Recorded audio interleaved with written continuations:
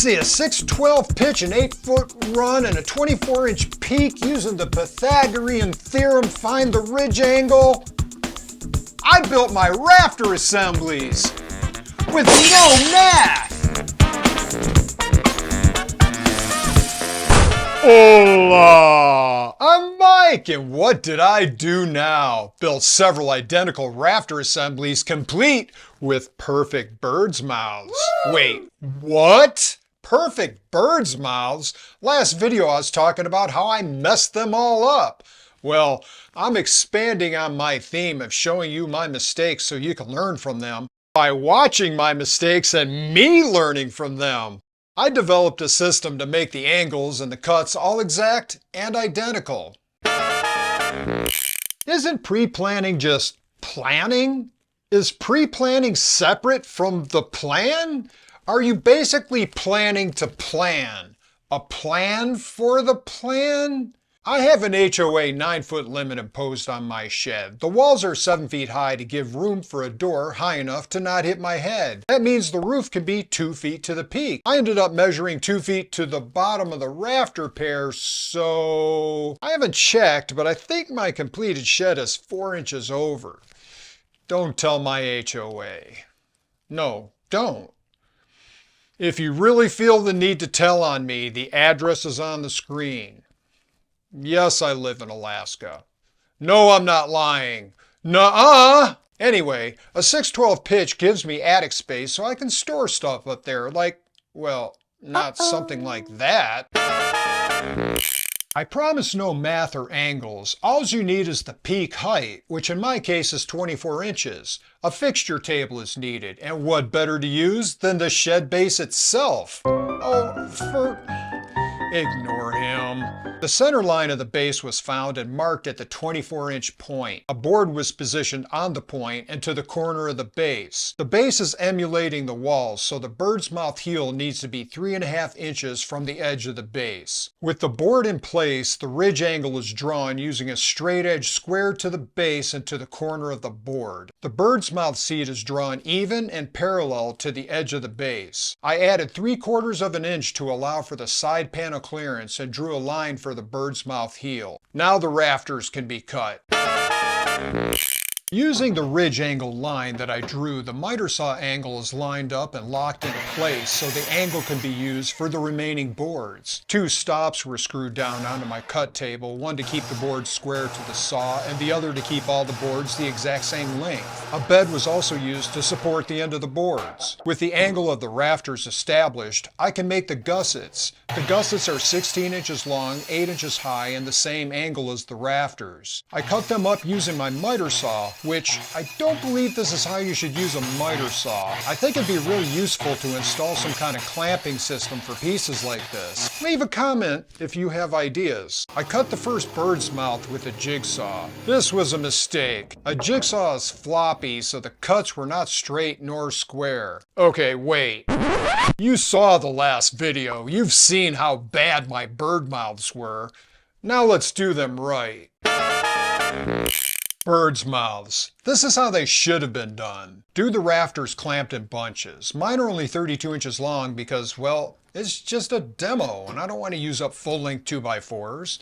I'm only doing 4 here, but you could do a bigger bunch depending on your equipment. Transfer the Birdsmouth from the first cut onto your group of rafters. My rafters have a 6/12 pitch, but for the purpose of this demonstration, I'm doing 4/12 rafters. Mark where the heel of the Birdsmouth will go and draw a line with a straight edge across the boards. For a 4/12 pitch, this angle works out to be 18 degrees. I know I said no math, but you could use a protractor. Come on, work with me here. Set the angle on your compound miter saw to the angle of the heel. Using a scrap piece of wood to ensure everything is set correctly, adjust the depth stop on the saw to the depth of the heel. Mine would not stop that high, so I did what any meticulous craftsman would do. I put a big nut on it with duct tape. I checked the Ryobi manual.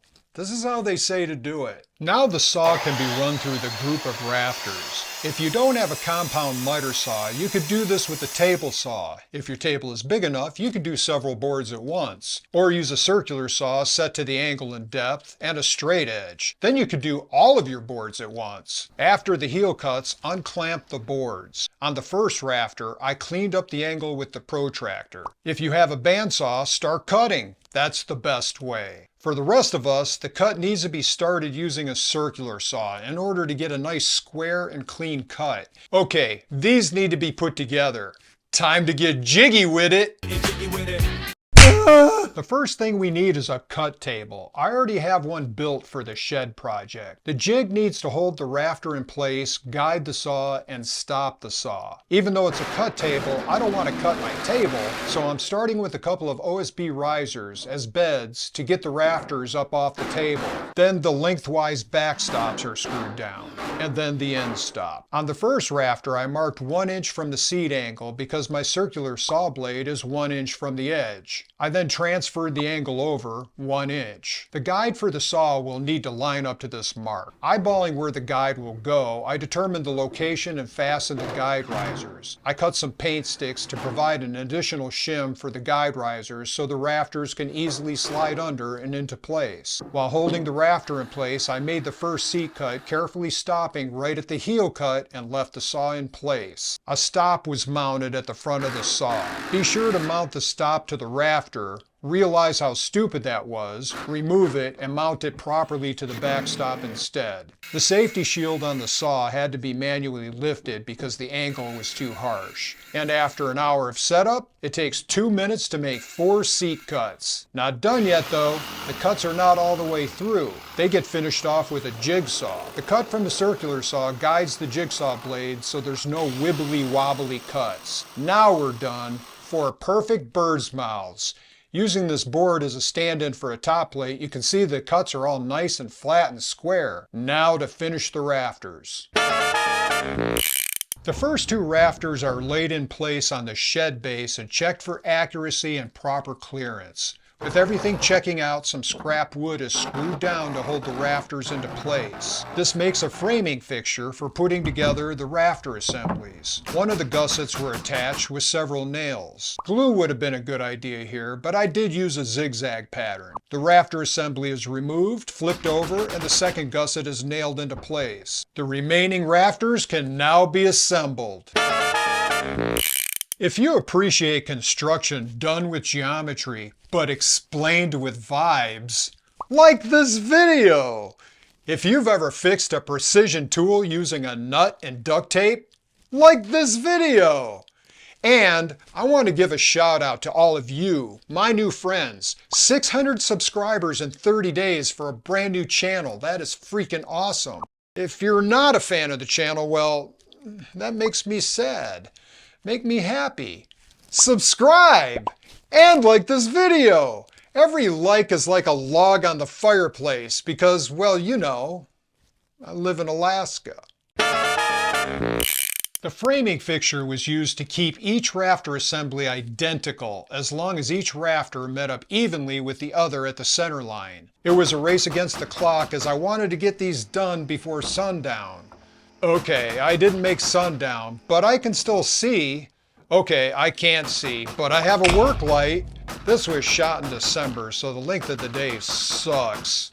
I managed to get all the rafters built, which is pretty cool considering the Alaskan day has 45 minutes of sun all year round. It's true, don't look it up. Note that some rafters had the gussets screwed on instead of nailed on. These will be used for the gable faces and will be removed when it's time to put on the panels. The assemblies were all stored on the back porch during the period in which I built the walls. Finally, I covered the base with a tarp to protect it because we're expecting 150 feet of snow tonight.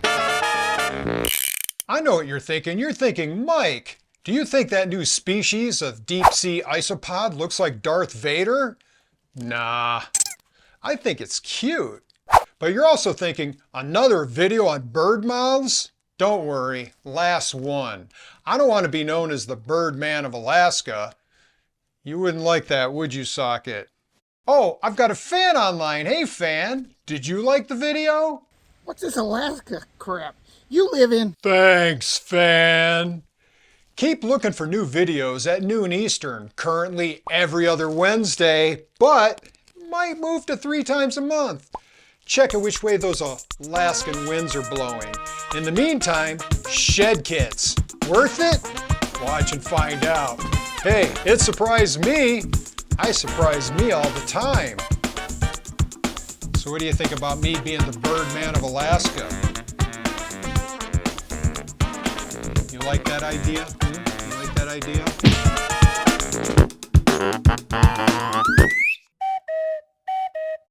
Wow. 4 inches, dude.